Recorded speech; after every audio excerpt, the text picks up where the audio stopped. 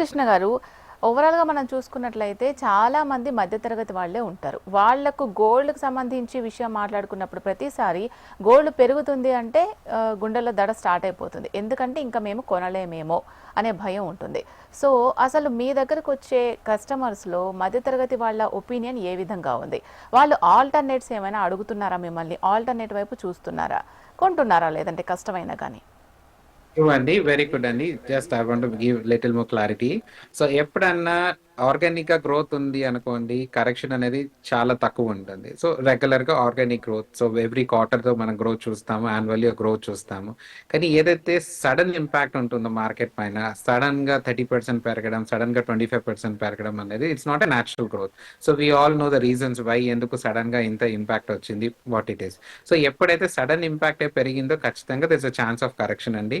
Again we can see a correction of 5 to 10% any time. ఈ global లో ఇప్పుడు Iraq సంబంధించిన ఏదైనా సెటిల్మెంట్ అయినా కానివ్వండి, పీస్ టాక్స్ అయి కూడా ఉన్నా ఆబ్వియస్లీ మెటల్ కరెక్షన్ చూడవచ్చు, దాంట్లో చూడలేమని కాదు. బట్ ఒక లాంగ్ టర్మ్ గా నేను ఇవాళ కొనుక్కొని ఒక 1 year 2 years వరకు నేను ఇన్వెస్ట్ చేసి పెట్టుకుంటాను అనే వాళ్ళు మాత్రం ఎప్పుడైనా ఇన్ కావచ్చు, because it's always a positive అండి. అండ్ ఇందాక కూడా ఒక సిల్వర్ విషయం మాట్లాడడం.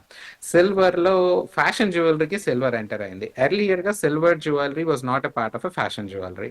సో ఫ్యాషన్ జ్యువెలరీ జనరల్ గా వేరే వేరే మెటల్స్ తో వచ్చేది, స్టైలిష్ గా అందుబాటులో వచ్చేది. కానీ ఈ మధ్య silver jewellery has become a part of fashion jewellery.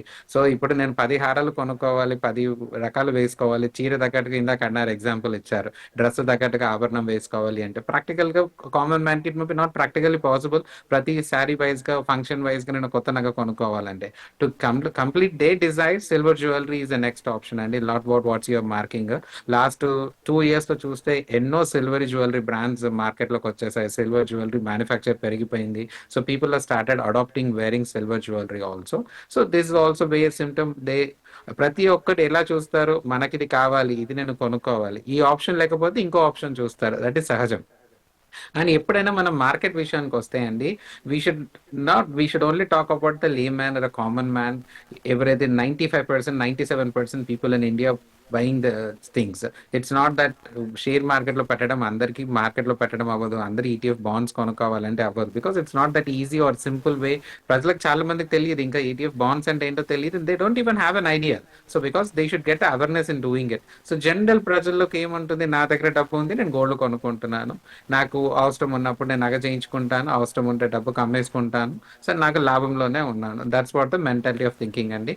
నా జ్యువెలరీ ట్రెండ్కి వస్తే అండి, లాస్ట్ కపుల్ ఆఫ్ ఇయర్స్ నుంచి light weight jewellery is into very good fashion అని చెప్పాలి. So lot of light weight jewellery things have started now. ఒక వడ్డానం earlier గా what we use to make for 300 grams, today we're making it for 125 grams, 130 grams. So we're try to deliver the same look, same style in a very light of weight. So budget wise గా కూడా చూసుకొని, so ఈ things అనేది it's always tough in the jewellery market to satisfy a customer. So design wise లో satisfy అవ్వాలి customer, ప్యూరిటీలో satisfy అవ్వాలి, అదే విధంగా ప్రైస్ లో సాటిస్ఫై అవ్వాలి. సో ఈ అన్ని ఆస్పెక్ట్స్ ని జ్యువెలర్స్ అందరూ ఆలోచించి పెట్టి చేస్తారు. But the market part now jewellery industry is pretty good అనే చెప్పాలి, nothing bad, because last 2 months నుంచి people are seeing very positive growth in gold and silver. So people are buying the maximum gold and silver and storing it. So for long term investors కి ఎప్పుడైనా gold and silver is very good అని చెప్పాలి. రెండిట్లో yellow white లో compare చేసుకుంటే white may have little more returns, because white has more different aspects. అంటే jewellery industry కాకుండా రకరకాల ఇండస్ట్రీలో సిల్వర్ వాడటం జరుగుతుంది కాబట్టి సిల్వర్ డిమాండ్ ఎక్కువ ఉంటుంది. సో సిల్వర్ ప్రైస్ మేబీ ఇంకా ఎక్కువ చూడవచ్చు అనే దాని ఉంది. బట్ ఆల్వేస్ కీపింగ్ బోత్, రెండు కన్సిడర్ చేయడం ఆల్వేస్ గుడ్ అండి. Because gold has its own USPs, it's easy to handle, very easy to liquidate, very small in size. Silver is always tough to carry, handle చేయాలన్న కష్టమే.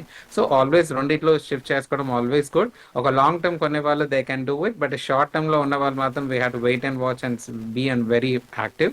So తప్పకుండా any టైంలో ఎటువంటి statement globally వచ్చినా ఖచ్చితంగా gold లో కానీ సిల్వర్ లో కానీ కరెక్షన్ చూస్తాము. But long term investor can buy it, but short term చేసే వాళ్ళు మాత్రం చాలా జాగ్రత్తగా ఉండాలి. That's what my suggestion. Right. Thank you అండి గోపికృష్ణ గారు, ప్రభు గారు, సత్యనారాయణ గారు డిస్కషన్ లో పార్టిసిపేట్ చేసి మీ